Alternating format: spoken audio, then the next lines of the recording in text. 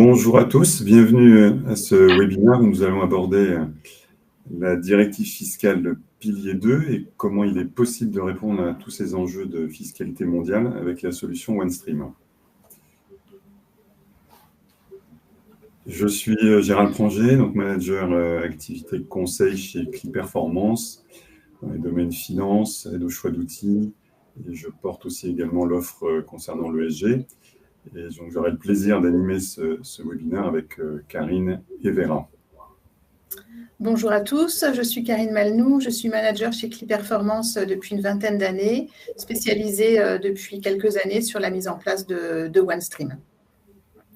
Bonjour, je suis Vera Jaminet, je suis consultante senior chez Amco Solutions. Alors, durant ce webinaire, on vous propose un agenda en 5 temps.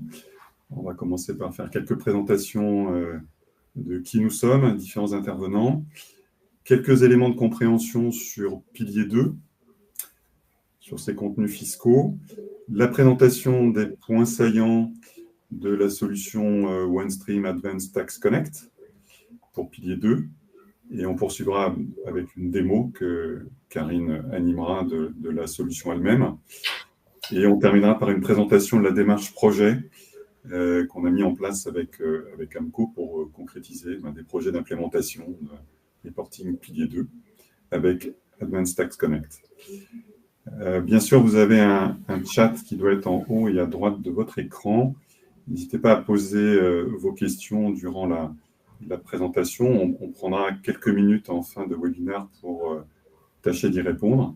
Et si on vient manquer de temps, on reviendra vers vous après le temps du webinaire pour vous fournir les éléments de réponse. Alors, Cli, Amco et ATC. Donc, je vais commencer par Cli Performance. Donc, Cli Performance, c'est un intégrateur de solutions de reporting sur les outils EPM, Enterprise Performance Management. Donc, on est très focalisé sur tout ce qui touche le reporting financier, consolidation statutaire, consolidation de gestion, élaboration budgétaire. Ça, c'est notre cas d'intervention. Comme je l'ai mentionné tout à l'heure, on étend aussi le domaine sur tout le reporting ESG. Et sur ces domaines, on a 3 activités principales. L'activité de conseil, aide au choix d'outils EPM, dans les contextes finance, bien sûr. Une activité cœur qui sont les projets d'intégration, donc mise en œuvre concrète des outils EPM chez nos clients. Et une activité de maintenance applicative une fois que les projets sont live. On travaille avec notamment OneStream, bien sûr, mais pas que. On est indépendant des éditeurs, mais on a des partenariats stables et forts avec plusieurs d'entre eux. Voilà, on intervient depuis plus d'une vingtaine d'années, pratiquement 120 consultants sur ces domaines, pour un chiffre d'affaires d'environ 15 millions.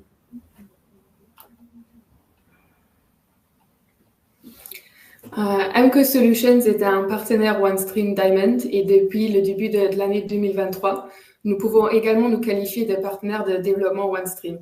En effet, OneStream permet aux partenaires de développer des solutions à côté des leurs, ce qui signifie que les partenaires sont également en mesure d'apporter des solutions innovantes aux clients, comme nous l'avons fait dans le passé avec la solution Lease Accounting et ce que nous avons fait également avec la solution Advanced Tax Connect qui inclut également le pilier 2. Amco a réalisé plus de 240 projets auprès de plus de 130 clients dans le monde entier. Et nous couvrons l'ensemble du cycle de vie des applications, du conseil au développement à l'implémentation, sans oublier la formation et le support. Avec plus de 220 employés actifs dans 11 régions, nous sommes en mesure de couvrir les zones où se trouvent nos clients. Quant à Advanced Tax Compliance, il s'agit d'une société indépendante qui se compose de 4 divisions. Depuis sa création en 2007, le département fiscal est au cœur de l'entreprise. Afin de pouvoir faire face à un environnement réglementaire de plus en plus complexe, l'équipe assiste les clients à réaliser leurs obligations fiscales telles que les déclarations d'impôt sur le revenu ainsi que toute autre déclaration obligatoire. Elle offre également une assistance en tant que responsable fiscal intérimaire pour épauler les équipes en interne. À côté du département fiscal, les autres divisions concentrent plus leur activité sur l'automatisation des process, des systèmes en place. Et en tant que partenaire indépendant, elle offre ses conseils en matière de sélection, d'implémentation des différents logiciels de reporting fiscal.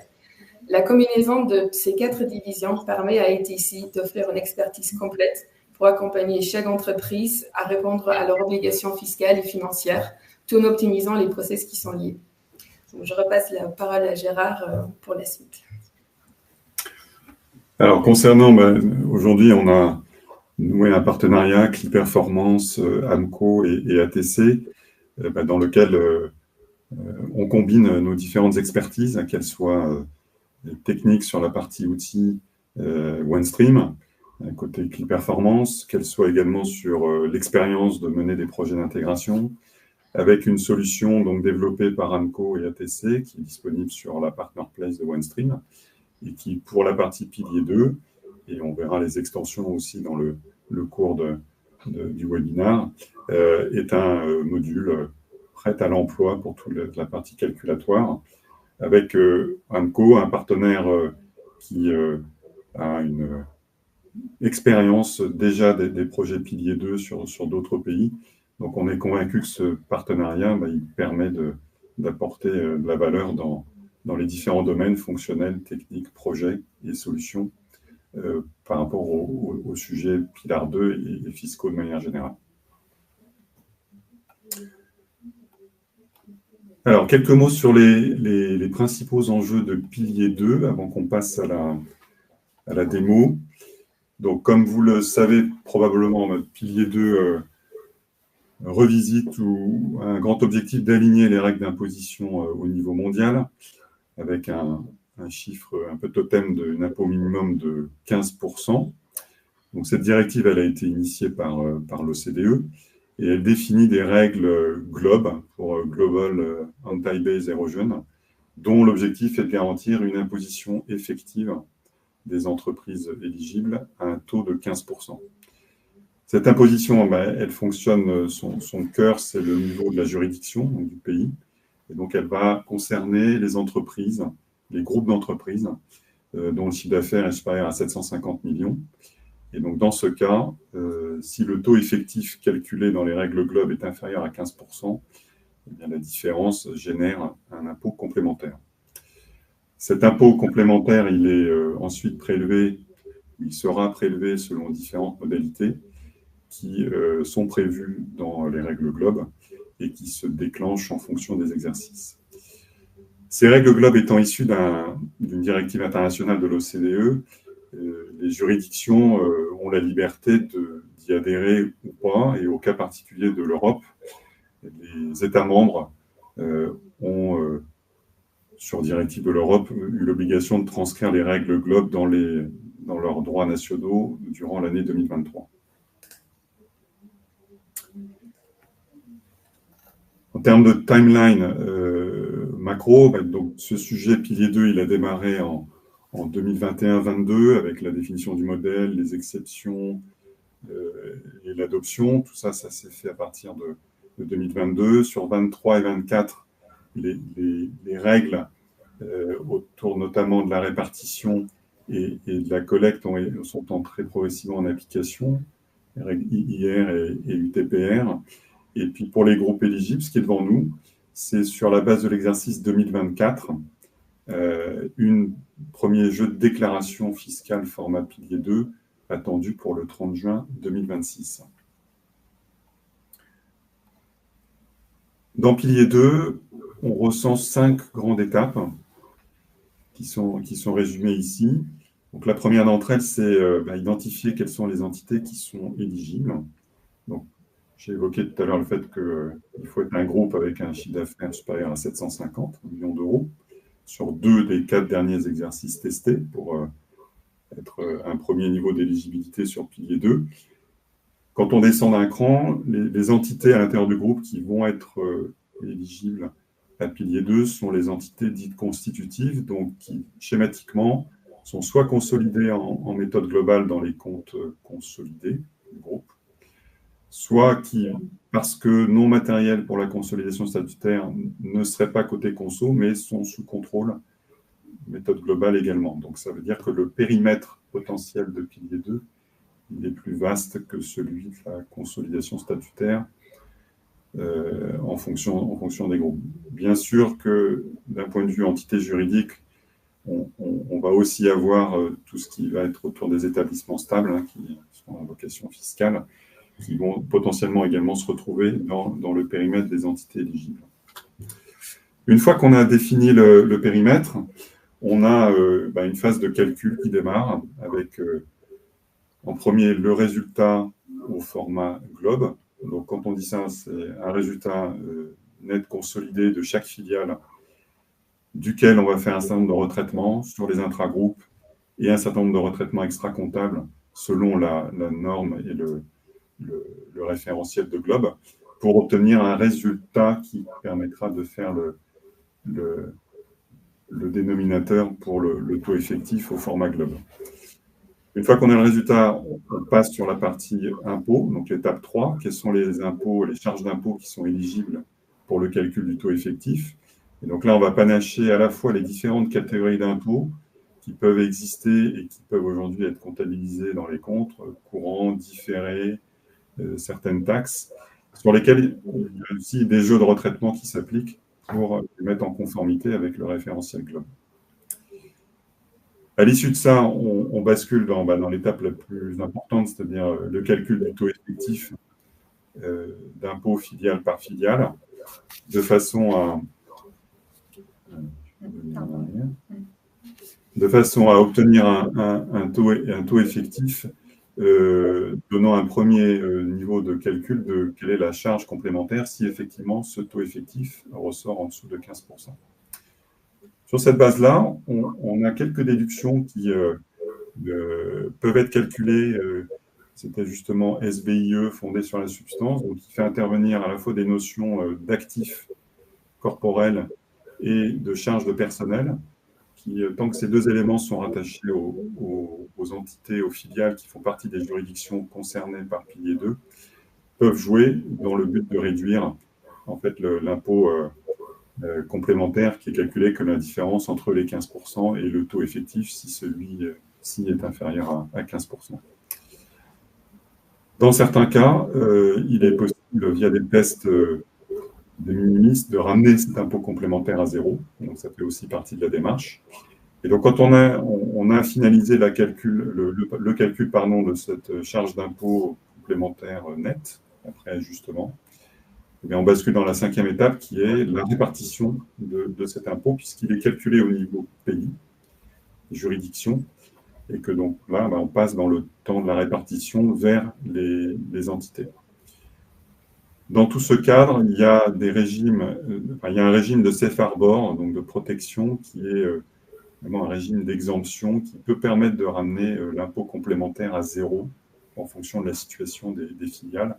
Donc ça se passe au travers de quelques tests qui sont des tests similaires à ce qu'on connaît dans la partie du reporting CBCR. Donc c'est un élément commun entre CBCR et pilier 2. Avec ces grandes étapes en tête, les points saillants qu'on identifie au travers de ce module pilier 2, il y en a plusieurs. Il y a déjà le fait que pilier 2, je l'ai un peu évoqué, il partage des choses avec d'autres reporting qui sont déjà en place, notamment le CBCR pour les seuils d'éligibilité qui sont similaires entre CBCR et pilier 2. Il y a une approche de calcul du résultat globe qui, dans son esprit, est assez similaire, forcément très similaire à ce qu'on connaît côté tax reporting dans le suivi des différences et voilà, tout ce qui est déjà bien implanté dans les reportings fiscaux. Le calcul du taux effectif d'impôt, bien sûr, qui est la pierre angulaire. La grosse subtilité ou différence, c'est que le référentiel de retraitement pour Globe n'est pas exactement le même que celui qu'on connaît dans le tax reporting. Donc, des éléments vont pouvoir être utilisés du tax reporting, mais d'autres probablement pas, parce qu'ils sont soit nouveaux, soit ils ne sont pas forcément disponibles naturellement dans le tax reporting. Et puis, un deuxième point important pour nous, c'est que pour nourrir pilier 2, il y a besoin d'aller chercher de la donnée dans des domaines connexes qui sont côté finance. J'ai évoqué tout à l'heure pour les entités éligibles à la consolidation statutaire. J'ai évoqué les résultats nets consolidés. Donc tout ça, ça peut venir côté finance. Donc là, il y a un pont, bien sûr, qui peut naturellement s'établir, sur lequel on reviendra un peu après. Il y a également des données qui peuvent venir finance, RH, hein, on parlait des coûts de personnel, et au-delà du PNL et des aspects des résultats, ces aspects d'actifs aussi qui peuvent être hébergés côté finance. Donc voilà, il y a des sources de données multiples et il faut bien les prendre en compte. Elles peuvent permettre d'alimenter un bon pourcentage de ce qui est requis dans pilier 2 et qui ensuite pourra être complété par des saisies spécifiques ou des imports de données spécifiques pour les autres rubriques qui sont demandées dans Globe. Alors, je vais passer la main à Vera pour commencer à présenter la solution Advanced Tax Connect. Merci Gérard. Oui, dans un contexte fiscal en évolution permanente, nous nous sommes rendus compte que les exigences accrues pour plus de transparence de l'information financière mettent à l'épreuve les entreprises. Donc, en travaillant avec nos clients actuels, nous avons donc déterminé le besoin de disposer d'un Global Tax Reporting, d'un reporting pilier 2 et d'un reporting country by country. Donc, afin de pouvoir répondre à cette demande, MQ Solutions et ATC ont uni leurs forces et nous avons pu développer ensemble la solution Advanced Tax Connect qui permet de répondre parfaitement à cette demande. La solution Advanced Tax Connect offre toutes ces fonctionnalités dans une solution dans OneStream, mais également séparément lorsque toutes ces fonctionnalités ne sont pas requises. Nous avons mis cette solution sur la Partner Place OneStream pour que les clients de OneStream puissent en bénéficier. Donc, ensemble, nous pouvons vous accompagner dans cette aventure pour implémenter les piliers 2. Donc, je repasse la parole à Karine qui va expliquer plus en détail le fonctionnement de la solution. Merci Vera. Donc effectivement, aujourd'hui, on va se concentrer sur la partie pilier 2.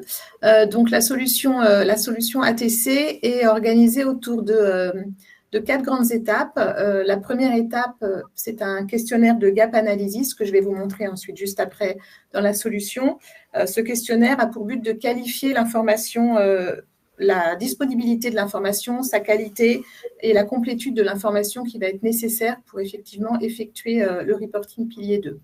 Une fois cette gap analyse effectuée, on rentre réellement dans le process de reporting pilier 2 avec des éléments de collecte au niveau des entités organisés autour des 3 grands thèmes, le calcul du résultat globe, l'ajustement des impôts associés et le calcul des exclusions pour calculer le profit excédentaire.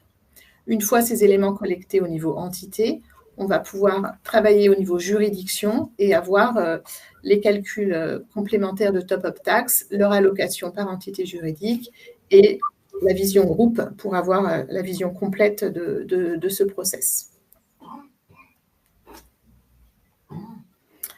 Les caractéristiques de cette solution, c'est que c'est vraiment une solution clé en main en fait, qui va permettre de collecter l'information et de répondre aux exigences de Globe en termes calculatoires. Donc, on est vraiment sur une offre complète. Ce qui est à intégrer en complément, c'est effectivement l'intégration dans vos applications OneStream quand vous disposez déjà d'applications, et notamment pour partager avec vos process financiers les hiérarchies d'entités.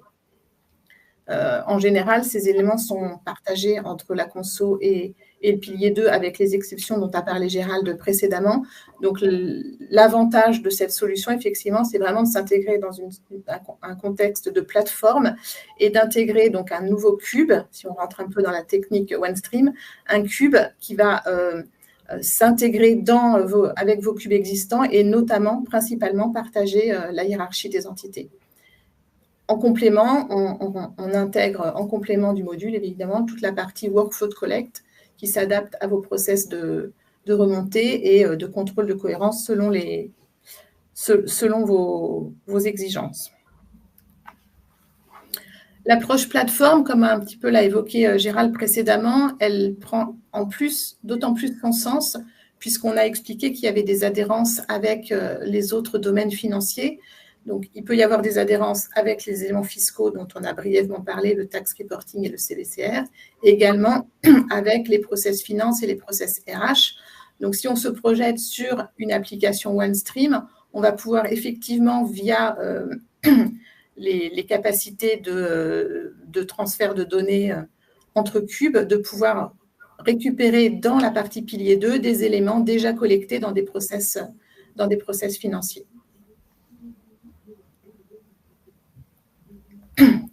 On va maintenant passer sur la partie démonstration. Donc, vous avez ici l'écran d'accueil, on va dire, de la solution ATC, et on va donc aujourd'hui se concentrer sur la partie pilier 2. Donc, quand on rentre dans cette solution pilier 2, on va avoir un écran d'accueil qui va permettre de visualiser ici à gauche, pour ceux qui connaissent déjà un petit peu OneStream, l'organisation des workflows, donc l'organisation du process de collecte de l'information qui est organisée donc par juridiction. Les juridictions étant généralement associées à des pays. Donc là, on a effectivement une organisation par pays, avec sous chaque pays les entités qui reportent dans cette juridiction. Comme évoqué précédemment, l'objectif, c'est que les entités soient partagées avec les process finance. Sur cet écran, ensuite, on va travailler évidemment avec la dimension temps et on va aussi pouvoir avoir des versions de travail sur ce reporting pilier 2, donc soit pour des archivages, si vous avez plusieurs process de remontée de pilier 2 ou des simulations pour effectuer des opérations de simulation sur certaines juridictions. Pour commencer la partie démonstration, on va d'abord regarder la partie gap analysis. Donc, cette partie gap analysis, c'est un questionnaire qui va permettre de cartographier l'information au niveau de votre entreprise, au niveau de vos juridictions ou au niveau de vos entités. Ce questionnaire, il contient à peu près 280 points d'entrée qui vont permettre de lister, pour chacun des thèmes qui sont affichés à gauche, les éléments d'information, soit financiers, requis pour la collecte de pilier 2. Donc, pour chacun des thèmes qui sont ici attendus par Globe, on va pouvoir définir est-ce que ces thèmes sont applicables dans votre contexte.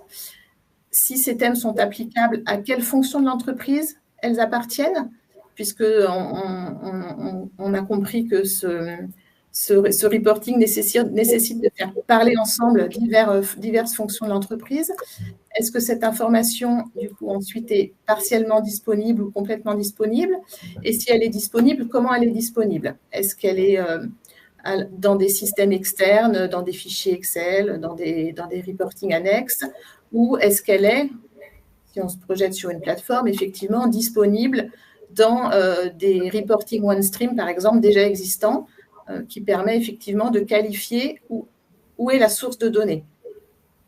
Cette cartographie, elle peut être effectuée à l'échelle de votre groupe, à l'échelle d'une juridiction ou à l'échelle d'une entité, si effectivement vous avez des spécificités très différentes dans votre organisation. Ce questionnaire, il est assez riche en termes de points d'entrée, donc vous avez aussi à disposition un guide qui permet d'expliquer les éléments d'expliquer un petit peu plus précisément les différents items qui sont requis dans ce questionnaire. J'imagine qu'un certain nombre d'entre vous ont déjà commencé des études préalables avec des cabinets spécialisés. Donc, ce questionnaire, il peut être vu de deux manières. Soit pour collecter dans un système toutes les informations que vous avez étudiées, soit pour vous aider, si vous en êtes en début de process, pour vous aider justement à organiser ce process préalable à Globe. On va maintenant revenir sur la partie vraiment collecte et calculatoire de la solution pilier 2. Donc, on va travailler avec la juridiction France. On va se mettre sur la première entité. Là, vous voyez que vous avez un petit peu un tableau de bord de l'avancement de votre reporting. Vous avez un certain nombre d'entités en grise, par exemple, qui n'ont pas encore commencé leur process. Vous avez des entités en orange qui sont en cours de process, par exemple celle sur laquelle on va travailler, et des entités en vert qui ont terminé le process. Ça vous donne aussi un état d'avancement de votre remontée process. Donc, au niveau entité, on va organiser l'information autour de 3 écrans de saisie principaux, puis un écran de synthèse qui globalise l'information. Le premier écran va permettre de calculer le résultat globe. Le deuxième, de travailler sur les impôts associés et les ajustements à effectuer sur ces impôts. Et le troisième, sur le calcul des exclusions pour aboutir au résultat excédentaire. Donc, dans le premier onglet, on va retrouver en tête de page donc le point de départ de la démarche, qui est le résultat consolidé de l'entité juridique. À ce résultat, on va avoir sur les différentes lignes les différents ajustements autorisés ou requis par le process pilier 2. Ce qui est important de voir dans cet écran, c'est que vous avez ici une première colonne de Financial Amount qui va permettre, quand c'est possible, de pouvoir rapatrier de l'information issue d'autres référentiels. Par exemple, ici, on a rapatrié l'impôt qui était déjà booké dans l'alias de cette entité dans le process finance, on va dire. On va pouvoir aussi ramener ici, par exemple, les dividendes reçus que cette entité a comptabilisés. On sait que ces éléments-là doivent être traités du résultat global. Donc, l'idée, effectivement, toujours cette approche plateforme, c'est que tout ce qu'on peut pré-qualifier pour l'utilisateur peut être rapatrié dans la solution pilier 2. Et ensuite, on va confirmer et compléter les différents ajustements qui permettent donc de passer du résultat comptable, enfin consolidé, au résultat globe tout à la fin, avec les différents ajustements entre les deux. Vous voyez aussi qu'on va pouvoir commenter ces éléments d'ajustement avec du texte, ou aussi on va pouvoir attacher des documents. Donc là, on a attaché un fichier Excel. On peut attacher tout type de documents pour compléter l'explication de l'information. En complément de ça, on peut aussi envisager des contrôles de cohérence, par exemple pour exiger des commentaires dans certains cas de figure, ou pour exiger des commentaires sur des variations qui paraissent étonnantes. Sur le deuxième écran, on va être sur une partie du coup d'ajustement de l'impôt. Donc là, on va avoir 2 points de départ, l'impôt courant dans un premier temps et l'impôt différé un peu plus bas dans un second temps. Et là, on est un petit peu sur la même démarche. Là, on était sur les bases. Là, on est vraiment sur l'impôt où un certain nombre d'ajustements peuvent être requis par le process pilier 2. Donc, on est dans le même schéma. Si on a effectivement des éléments qui sont communs avec le tax reporting, par exemple, on va pouvoir les pré-alimenter. Sinon, on est sur de la collecte complémentaire dans les colonnes blanches. Donc, pour ajuster l'impôt courant ici, et ensuite, l'impôt différé, en bas là, de la page, qu'on va pouvoir aussi ajuster pour arriver à un impôt différé ajusté. La dernière étape au niveau d'une entité va consister donc à collecter les éléments pour calculer les exclusions SBIE. Comme l'a dit Gérald, ces éléments sont principalement orientés autour des éléments de payroll, de salaire, donc des éléments RH et des éléments d'immobilisation corporelle. À ces éléments-là, on applique donc un pourcentage de carve-out de 8% pour calculer la part, on va dire, de résultats qu'on va pouvoir exclure.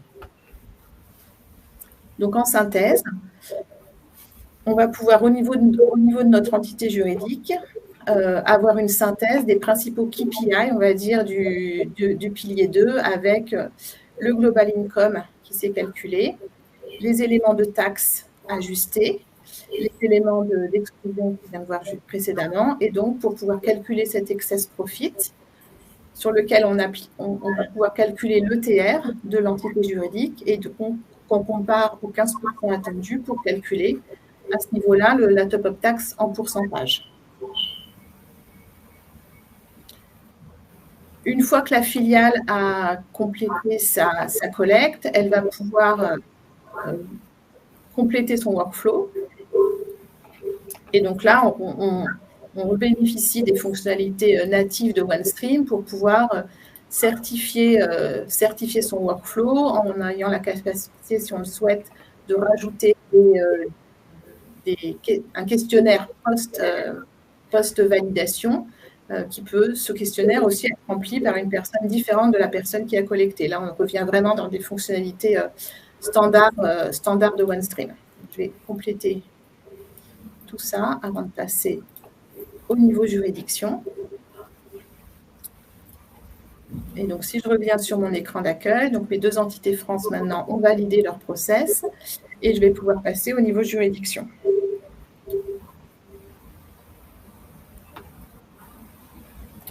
Donc, au niveau de ma juridiction, je vais avoir maintenant un écran qui va me permettre de comprendre et de visualiser le calcul de la top-up tax et son allocation par entité juridique. Donc, en haut de page, vous voyez ici qu'il y a d'abord une identification de la juridiction pour définir est-ce qu'elle est soumise à Safe Harbor ou pas. Si elle est soumise à Safe Harbor, le calcul de la top-up tax ne s'effectuera pas. Également, on peut indiquer aussi si on a des taxes QDMTT applicables, puisqu'elles vont aussi rentrer dans le process de calcul si c'est le cas. On a ensuite, donc juste en dessous, j'avance un petit peu dans l'écran pour vous ayez tout à l'écran, les différentes étapes qui vont permettre de calculer la top-up tax au niveau juridiction. Donc, on a le rappel des éléments collectés sur les différentes entités juridiques et la vision juridiction ici. Donc là, au niveau du pays, on a finalement un ETR de 10,7%, donc un impôt complémentaire de 4,30% à générer. Cet impôt complémentaire appliqué à notre profit, à notre excess profit, va générer un impôt de 1 738 € dans notre cas. Et cet impôt de 1 738, par les règles d'allocation sur la base du Global Income, va être réaffecté aux entités dont l'impôt était en dessous du seuil attendu par Globe. En complément de ces calculs, vous avez la possibilité d'ajuster, si vous le souhaitez, soit l'allocation effectuée par le système dans des cas potentiels de non-application potentielle pour certaines entités.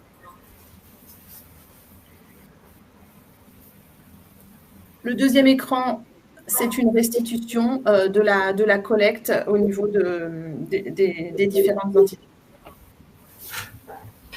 Enfin, on va passer au niveau groupe. Donc là, je vais me mettre sur le groupe total.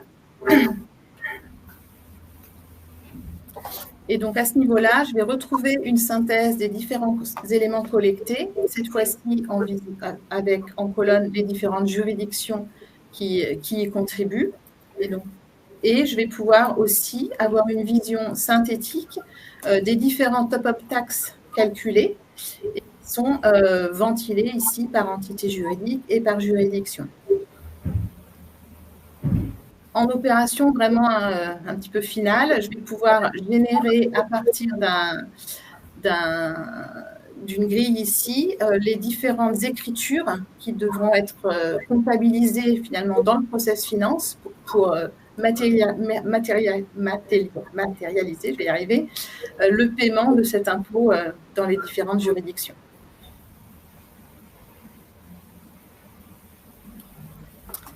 Voilà pour la partie démonstration. Je vais repasser sur le support pour qu'on vous présente un petit peu maintenant comment cette solution peut se mettre en œuvre dans une démarche projet.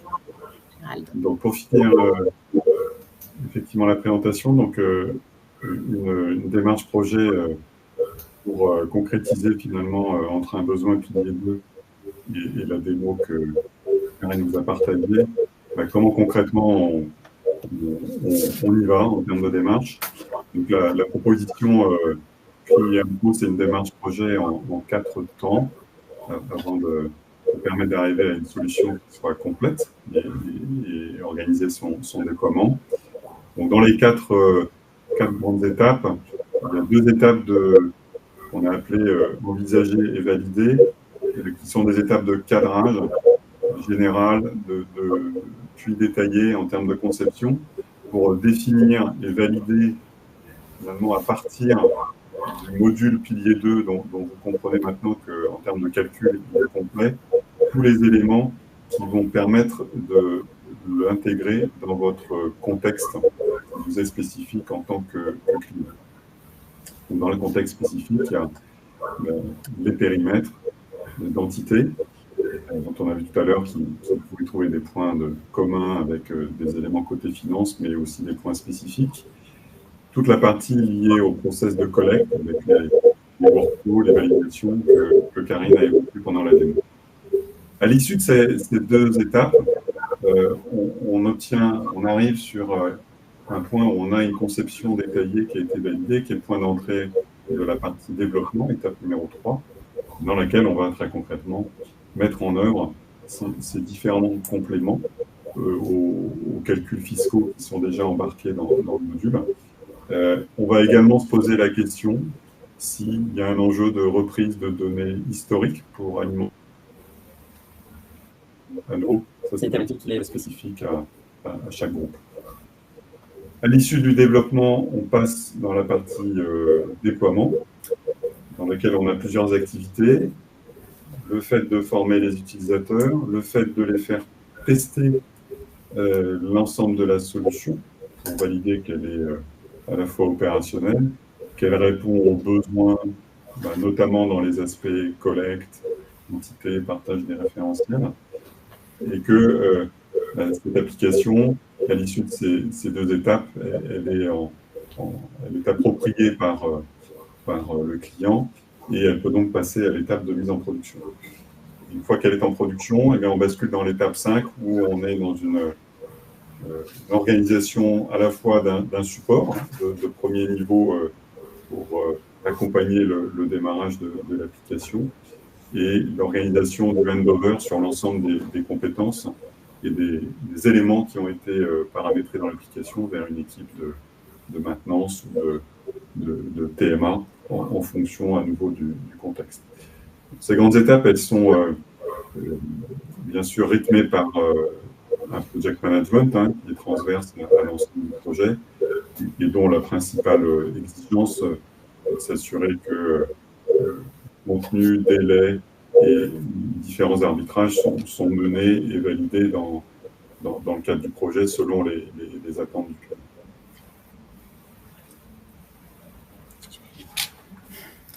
En conclusion, donc, j'espère qu'on vous a montré qu'effectivement, cette offre était vraiment une offre prête à l'emploi pour toute la partie collecte et calculatoire de pilier 2. L'engagement d'ATC sur ce module, effectivement, est là pour valider la complétude avec les exigences pilier 2. Que via notre association, on permet effectivement de mettre en œuvre notre expertise sur les différents domaines financiers, que sont les reporting financiers et les reporting taxes associés à ces éléments. La force de cette offre, effectivement, c'est la capitalisation et l'intégration complètement fluide dans un existant OneStream ou un démarrage sur OneStream, ça dépend un petit peu aussi à quelles étapes vous en êtes, et sur la capacité à mener ces projets comme tout projet d'intégration de OneStream avec une démarche d'accompagnement, de conseil et de cadrage pour la mise en œuvre. Voilà, je crois qu'on en a terminé avec la présentation. On a quelques minutes pour répondre à des questions. Donc, je rappelle dans le chat, en haut et à droite de votre écran. Première question, est-ce que les 3 modules dans ATC sont indépendants ou faut-il obligatoirement souscrire à l'ensemble? Ils sont indépendants, effectivement. Ils ont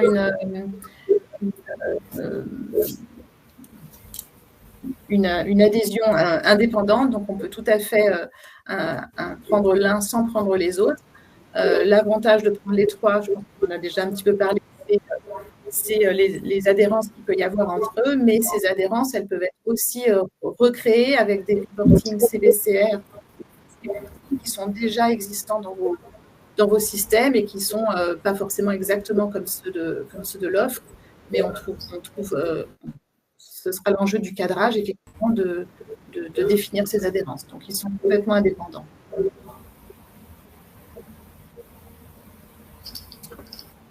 Alors, autre question.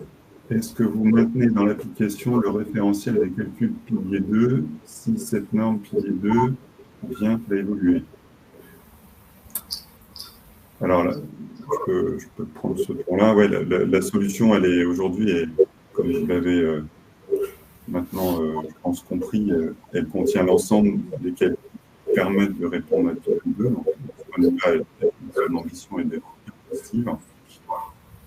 Il n'y a pas une anticipation énorme que la norme pourrait drastiquement évoluer, mais si tel était le cas, effectivement, la mise à jour ou les éventuelles mises à jour seront prises en charge dans l'offre pour pouvoir maintenir une application up-to-date d'un point de vue fonctionnel par rapport aux exigences de pilier 2 futur.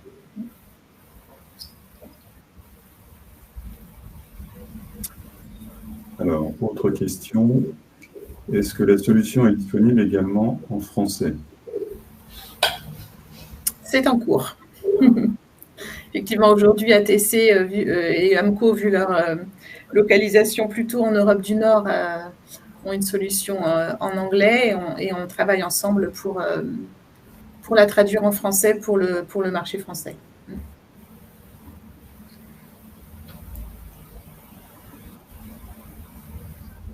Ok, très bien. Est-ce qu'il y a d'autres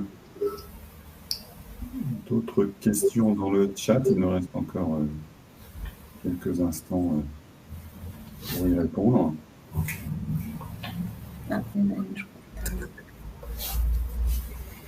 Alors, donc je vous lis la question. Comme c'est une solution pré-packagée, j'imagine que le temps d'intégration est accéléré. Quel est le temps moyen d'implémentation dans un système existant? Combien de références utilisent ce module? Oh, beaucoup de questions dans une. Le temps d'implémentation, il va surtout dépendre des adhérences, en fait. Si on le met clé en main avec zéro interface, zéro adhérence avec d'autres systèmes, c'est relativement rapide puisqu'il suffit de mettre en place un axe entité et des workflows qui sont déjà prédéfinis. Donc après, voilà, ce temps, il sera plutôt variable en fonction de est-ce qu'il faut construire des interfaces, est-ce qu'il faut relier ce cube avec d'autres